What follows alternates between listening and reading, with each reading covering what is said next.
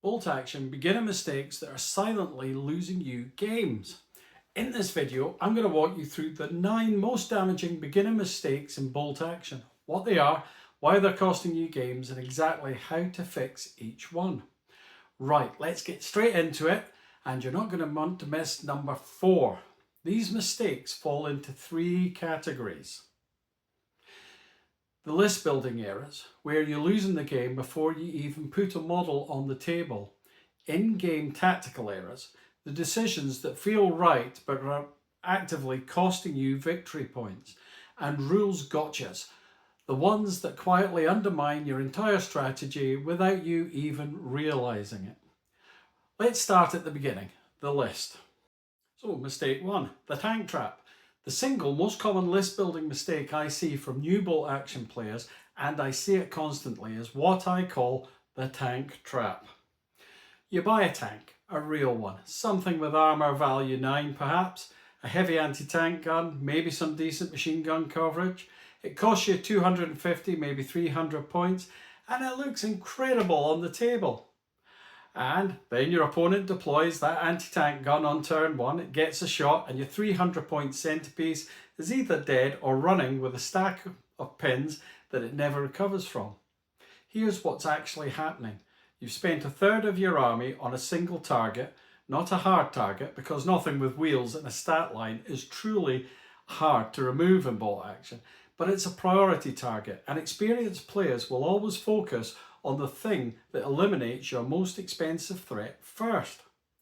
So the fix isn't to stop using tanks. The fix is to either bring 2, so your opponent has to choose, or to support your tank properly with units that suppress that anti-tank gun before it fires. One tank with no screening is really just a donation. Mistake 2, the air observer lure. The air observer, another classic beginner purchase, and you can see why. A strafing run or a bombing run sounds devastating, and it really can be. But here's the problem. The air observer costs you a significant chunk of points for a unit that does exactly one thing in maybe 1 or 2 turns of the game. If you get lucky with the availability roll, you're paying for a gamble. And in bolt action, where every unit in your order dice pool matters, spending points on unreliable activation is a wee bit of a trap. So, if you remember one thing from this section, remember this. Reliable beats spectacular. A medium machine gun fires every single turn. Your air observer might never show up. Now, mistake 3 is the all-veteran trap. And this one's subtle. Going all veteran or close to it, I understand the instinct. Veterans, they're harder to kill, and of course you want veterans, but here's the maths. A veteran infantry section costs roughly 20% to 30% more than a regular section for the same number of models. What that means in practice, you have fewer order dice than your opponent potentially.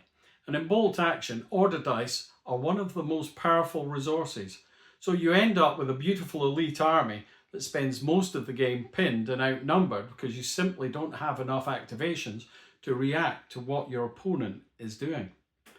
Veterans have a place, but a full veteran list requires a level of activation management that takes time to develop.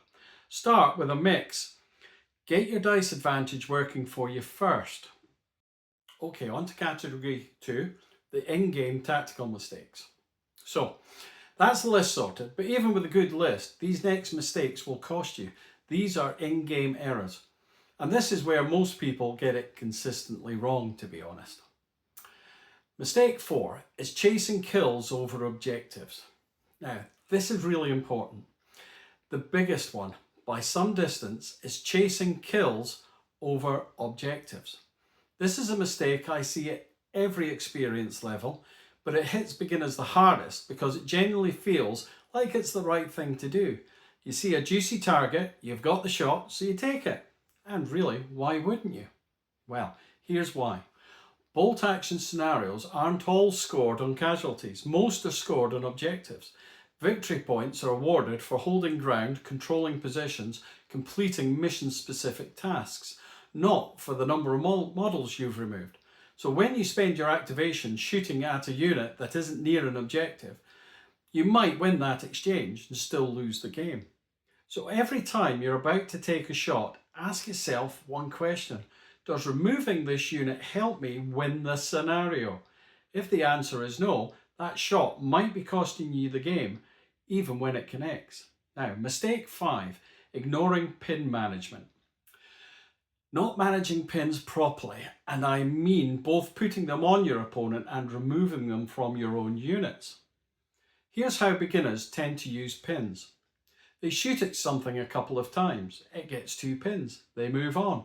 They never think about it again. Here's how experienced players use pins. They use them as a force multiplier.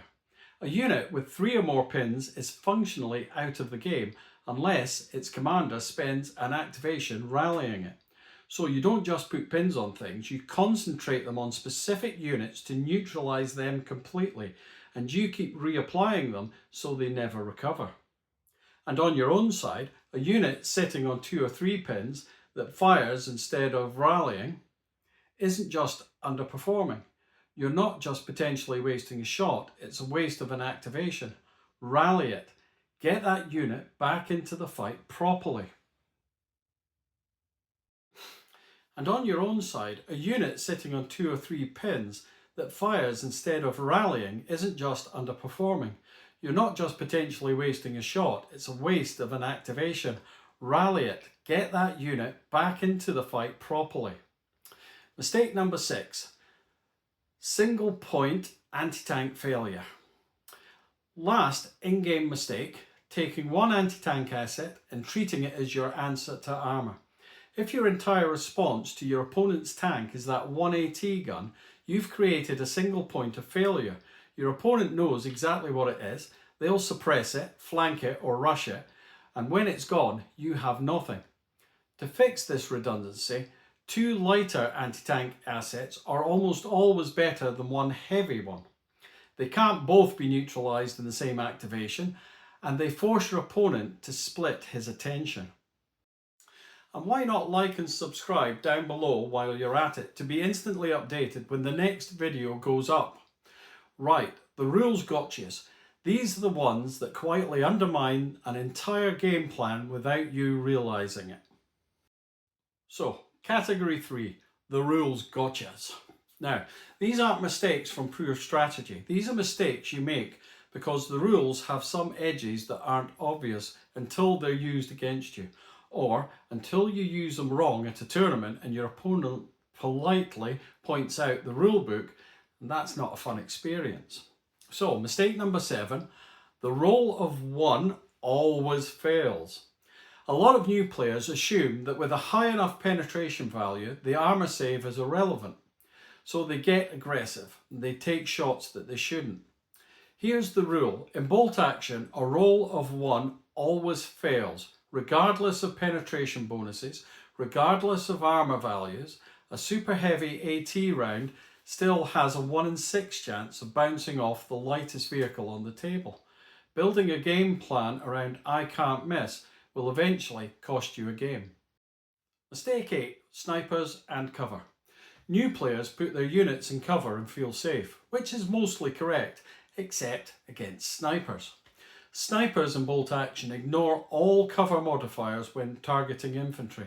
Not most cover, all cover, including the bonuses they get from being inside a building. So a unit you've carefully positioned behind a wall or inside a ruin has 0 protection from an opposing sniper. If you're facing a sniper and you want to be safe, break line of sight entirely, not reduce it, break it. Mistake number 9. Tough fighters and assaults don't stack. The last one. Tough fighters and assault weapons in close combat. Both rules give unit rerolls on failed wounds, and new players assume they stack. It's worth knowing before you build a close combat list around a combination that doesn't do what you think it does. So, 9 mistakes, list building, table play, and rules gotchas. So if you remember one thing from this video, remember this about your games. Stop chasing kills. Every decision you make on the table should be filtered through one question. does this help me win the scenario? And not, is this a good shot? Not, can I remove that unit? Does this help me win the scenario? That one mindset shift will do more for your win rate than any other list change, any upgrade decision, or any tactical adjustment you make. Everything else is just details. So if this has flagged up a wee mistake or two in your own game, I'd love to hear about which mistake hits closest to home. Drop it in the comments down below. Now, if you want the game plan sheet that I use to plan around the scenario and keep activations focused, just put game sheet down below and I'll send you a copy. So take care guys, and I'm going to be talking to you all again very soon.